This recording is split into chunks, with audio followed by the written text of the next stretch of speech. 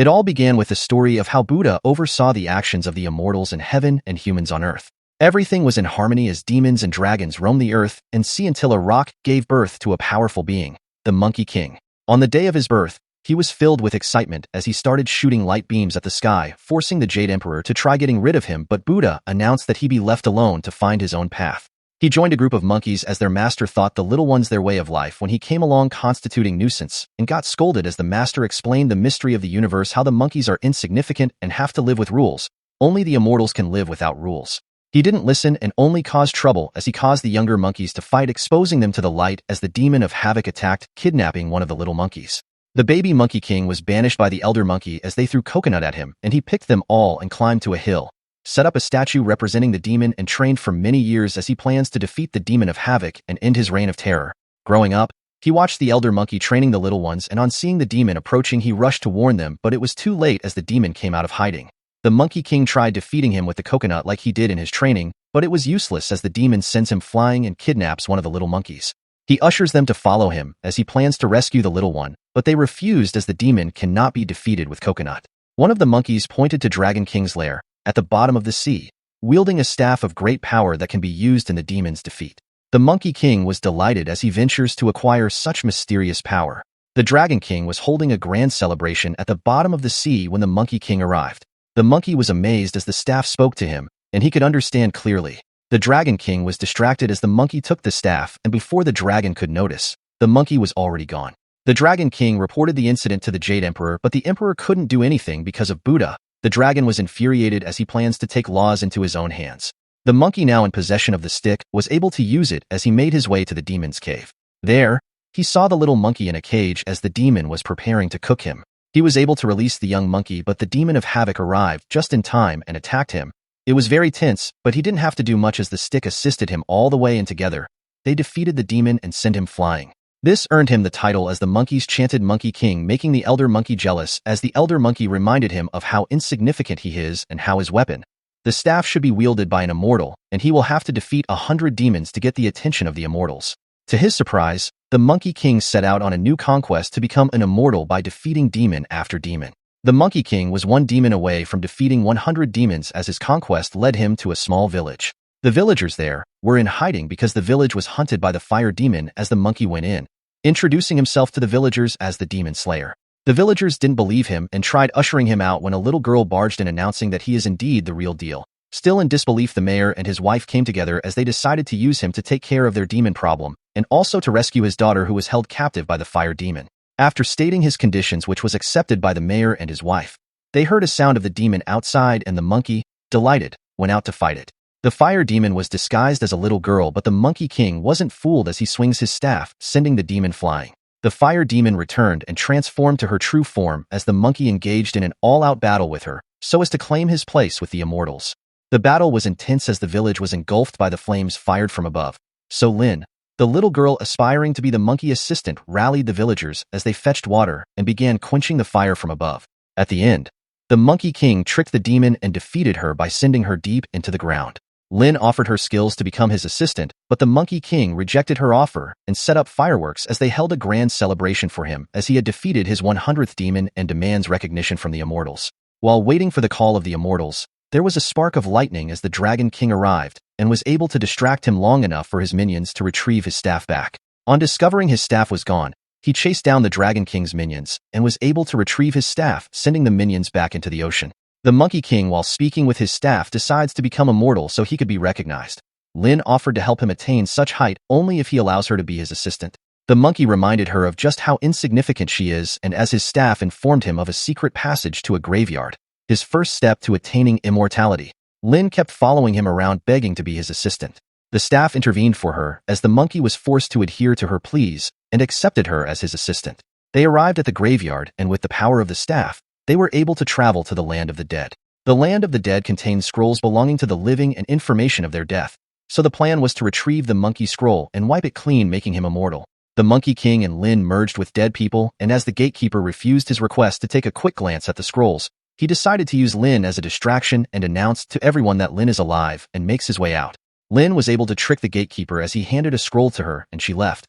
She reunited with the monkey and was a bit mad about the previous ordeal, but he brushes it off as they walked around the hall containing various scrolls. The gatekeeper ambushed them, show them their scroll, forcing the monkey to fight him to retrieve the scrolls. They got into an intense fight. During the fight, Lin was able to retrieve the scrolls and informed him that he was an original, not born from any being. The Monkey King was victorious as he wiped his name from the scroll and became an immortal. The gatekeeper contacted the Jade Emperor only to be intercepted by the Monkey King as he asked him if it was about time he have a place with the immortals in heaven. The Jade Emperor broke it to him that he was half immortal, not able to die of old age, but can be killed. On hearing this, he grabbed the sacred book of the underworld to acquire the knowledge necessary to attain full immortality and was able to flee the underworld with Lin. The Monkey King couldn't read, so Lin had to read the sacred book as she told him he had to eat the magical peach, but it was all a lie as she snuck out and summoned the Dragon King and informed him of how hard it is for her to steal the monkey's staff. The scene flashes back to Lin praying before the Dragon King, begging him to rescue her village from drought. The Dragon King happened to be wandering the village at that time and stumbled on Lin as she knelt before him begging for his help. So the Dragon King struck a deal with her to become the monkey's assistant and steal his staff, promising to help her village in return. The scene changes back as the Dragon King decided to poison one of the peach trees. Lin led the Monkey King to the orchard as the Dragon King minions were disguised as guardians, and they offered him one of the fruits to eat. But the monkey wanted the guardian to have a taste first. After going back and forth, they both decided to have a bite together, and as they tested it, the poison kicks in and they started acting funny. The Dragon King came out from hiding to retrieve the staff when the monkey forced 3 poisoned fruits down his throat, and at that moment, they all went crazy as the Dragon King left the scene and the Monkey King passed out. Lin tried to retrieve the staff, but couldn't as the monkey regained consciousness, and on hitting his staff on his head, he realized that the peaches were defective as he had not attained full immortality. The Monkey King was skeptical about Lin and tried distancing himself from her until his staff diverted his attention back to the book. Lin read the book stating that he can attain immortality by creating an elixir in a laboratory belonging to the Queen of Heaven. His doubt washed away as he picked Lin and started making his way to heaven to make the elixir. Arriving at the laboratory, they waited for the Queen to leave, and as she left, they went in. The Monkey King sniffed the potion in the lab, and it transforms him to a baby monkey as he started messing around and accidentally locks himself up. It was the right opportunity for Lin to steal the staff, but she had compassion for the baby and freed him. The monkey sniffed the portion again and was back to full form as Lin listed the ingredients for the elixir when the Queen arrived. She locked the doors as the monkey was forced to fight her while gathering ingredients for Lin. The Monkey King handed his staff to Lin to mix the portion, and in a moment, the elixir was ready. Lin passed the elixir to him, but it quickly got destroyed by the Queen as she sends the monkey flying. The Queen had a brief encounter with Lin and decided to let her go with the staff. The monkey returned and couldn't reach his staff and was at the mercy of the Queen. Lin, on leaving, heard his cries from afar and had a change of heart. The monkey was almost vanquished by the Queen of Heaven when Lin returned and threw the staff in his mouth. He attained full immortality as the staff contained drops of the mixed elixir which forced the Queen to summon the immortals. The monkey was prepared to take them all, but Lin and other, to save him from himself, eat a fruit which discharged her from heaven. She was about to fall to her death, forcing the monkey to leave as he arrived on time to save her life. Lin was glad that the monkey cared for her, but the Monkey King wasn't having it as he plans to return back to defeat all the immortals and become the new king of heaven. Lin tried begging him to lend her the staff to save her village, but he rejected, stating that it's a part of him. This made Lin to trick him to a challenge of how long he can hold his breath underwater. The Monkey King fell for it and dived into the water as Lin picked the staff and delivered it to the Dragon King minions. The Monkey King finished the challenge, and on discovering what Lin had done, he felt betrayed as he picked the potion in Lin's hand and summoned the Dragon King. It turns out the Dragon King deceived Lin as he had no intention of helping her or her village and left. Lin offered to help get his staff back, but he was enraged and decides to work alone at the Jade Palace. The Queen reports the whole ordeal to the Emperor. The Dragon King held a grand celebration at the bottom of the sea, and to showcase his authority and superiority, he decides to engulf the surrounding village with a powerful storm. He was still on it when the monkey arrived. On sighting the Monkey King, he strikes the monkey continuously, but the monkey wasn't hurt as he was immortal. The Dragon King strikes the monkey with his lightning as he fell to the bottom of the ocean and reunited with its staff. He transformed to a giant monkey, and with the help of the staff, he defeats the Dragon King and sends it back to the ocean. The Monkey King was no longer in his right mind due to Lin's betrayal and challenged heaven, forcing the Jade Emperor to ignore the Buddha's warnings as he blows the horn of desperation as the Queen of Heaven. The gatekeeper and the Emperor ambush to instill on him a fate worse than death, but the monkey was extremely powerful as he defeats the immortals, sending them back to heaven. The monkey was completely deranged as he attacked the villagers, which forced Buddha to intervene, and as Buddha stretches his hand at him, Lin pleaded with Buddha that it's her fault and the monkey has good in him.